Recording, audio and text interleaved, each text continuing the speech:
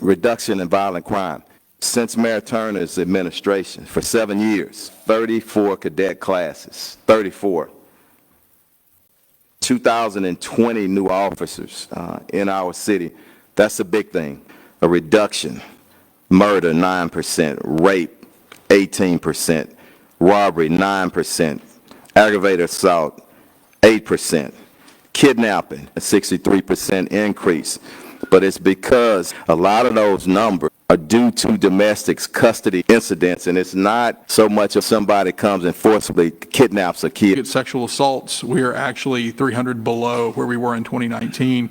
And if you look at robberies, we're several thousand incidents below where we were in 2019. Toward the lower end, we have the nonviolent crime statistics out there that are driving our numbers. District A, overall violent crime decrease of 6%.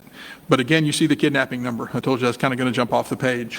Human trafficking is on there. It's an increase in 3 count, although it's 100%. Looking at District B, Councilmember Jackson, an overall violent crime decrease of 13%. District C for Councilmember Kamen, an overall decline of 14% in violent crime. District D, Councilmember Shabazz, again, you see the kidnapping number, but an overall decline of 5% in violent crime. Now, District E, overall violent crime decline of 7%, but this is the first time you're going to see a red number that's not human trafficking or kidnapping.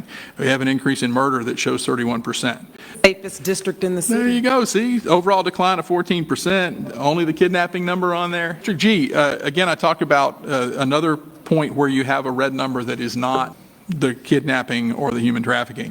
There was a 10 count increase in murders in District G. For District H, overall decline of 12% in violent crime. District I, Councilmember Gallegos, we saw an overall decline of 5% in violent crime. District J, Councilmember Pollard, overall decline of 5%.